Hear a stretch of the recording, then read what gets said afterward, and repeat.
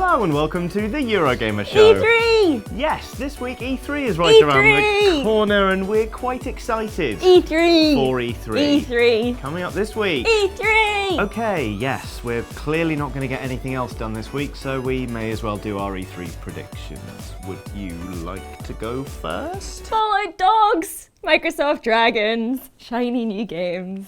I mean, speaking totally honestly, my favourite part of E3 is watching the absolute awfulness that is the developer showcase as creators and actors and people in suits try to get us hyped about games and features that might not even exist yet. Whoa. Cringeworthy demos, tattoos, avatar pretzels, Nintendo orchestras.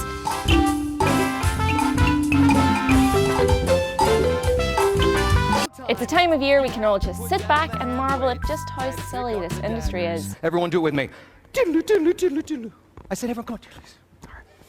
But anyway, Fallout 4, that's definitely going to be a thing at Bethesda's first ever conference, but will it be a thing we can actually play at the show itself? That'd be cool. Even though it looks like Bethesda is using the same engine as with previous games, I do hope they spend a little more time on not making NPCs look like haunted mannequins. Ah, shit, man. You're direct, you're no nonsense. How am I supposed to compete with that? Oh, and let's not forget about the new Deus Ex. Human Revolution was something special. Let's see if Eidos Montreal can do it again. Dark Souls 3 has been pretty much confirmed, but I don't know. I love the original, I liked DS2 and adored Bloodborne, but I'd rather From Software made something that isn't a numbered sequel. Well, I'm looking forward to seeing exactly what they're planning for it at any rate.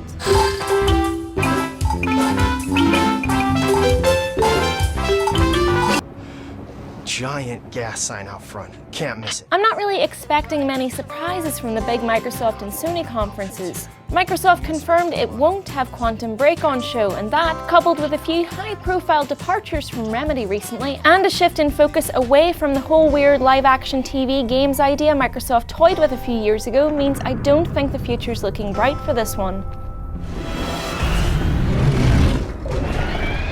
But we still have Scalebound to look forward to. Dragons and big dinosaur things. That'll be fun, right? I'm not sure if we can expect many surprises from Sony. They've more or less run out of PS4 remasters to do. Maybe something from the Santa Monica studio? But I'm not sure I have it in me for another God of War. And I'm fairly sure Kratos has run out of mythological figures to maim and murder. No Man's Sky needs to show us some meaningful gameplay, but I'm tentatively hopeful on that one still. Other than that, I don't know, The Last Guard.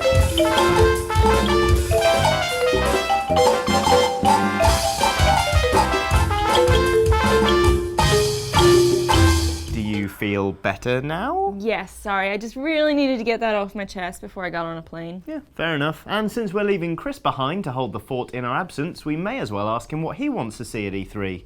Not that he's going to be seeing it. Yes, that's right. I'll be covering E3 from the office as Johnny and Ethan head out to the States, which is, I mean, that's cool. I wasn't that fussed about going anyway. As for predictions, I do have a few. Let's crack on with that instead. Rare's next game, that has to be at the show. It has to be at the Microsoft press conference. We've heard too much suggesting this already. There was that tweet from Simon Woodruff, the creative director. Before that, back in November of last year, we had Phil Spencer talking about the uniquely Rare game that he'd been playing. They're going to be there, of course they are, but what will they be showing? That's the bigger question. Well, I've been thinking about an interview that I had with Gavin Price, formerly of Rare, now part of Platonic Games, who have launched that very successful Kickstarter for Yooka-Laylee, and he said something interesting. He said this. No, we know what they're working on. It's not, at the end of the day, whatever you're working on, there might be a company somewhere in the world who the day before you announce might be ready to announce the same, pretty much, a very similar game. Which suggests it's a platformer, right? I mean, that would coincide with what Phil Spencer had to say. It's a uniquely Rare game. They're best known for making quirky platformers. So the next question is, maybe, are they working on a new Banjo game? I don't think so. I think that's just a little bit too close to Yooka-Laylee, which is very much marketing itself as the spiritual successor to Banjo-Kazooie, and maybe they don't care. I just don't see it. And the other rumour going around is that it's a new Battletoads game. I mean, Phil Spencer wore a Battletoads t-shirt and everything. That one doesn't work for me either, to be honest. I don't know if Battletoads is a big enough name in 2015 to merit that decision. once again, I could be wrong. This is what speculation is all about. I think it's something brand new. It is a platformer. It's a platformer that feels like a rare platformer, but new IP. Outside of that, there's going to be some weird rumors, right, that Hideo Kojima is going to show up at E3, and everyone's going to lose their minds speculating as to which press conference he's going to turn up at or who he's been talking to, and then that'll just kind of fizzle out and it won't be anything. And finally, Sony and Project Morpheus. They've got to talk about that this year because, well, it's supposed to release at the start of next. And yeah, that's similar to the Oculus Rift we found out on Thursday of this week. But in contrast to the Oculus conference, I think Sony are going to reveal the price this time around. And judging by the specs that we've heard for Project Morpheus, it's going to be a little bit higher than we'd perhaps like. And yeah, that'll be one of those moments where there's a slightly awkward silence amongst the audience following that reveal. All right, yep, that's all my predictions for this year. So hopefully you enjoyed them. And yeah, back to Johnny or Ether. I don't know what order we're doing these in. Have a lovely flight, guys, and enjoy the show out there. I'll maybe talk to you on Skype or something. All right.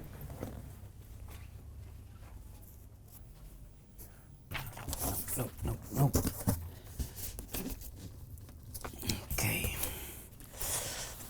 Oh, sugar.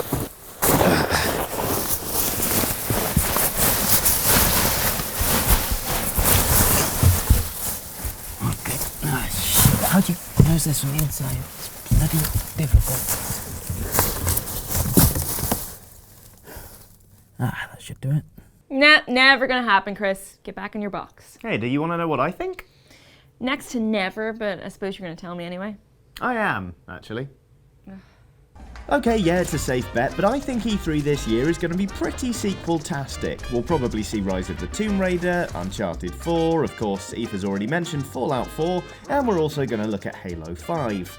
We're also guaranteed to get a closer look at Assassin's Creed Syndicate, so I'm going to go on record and predict we'll get to meet another antagonist with a ludicrous name.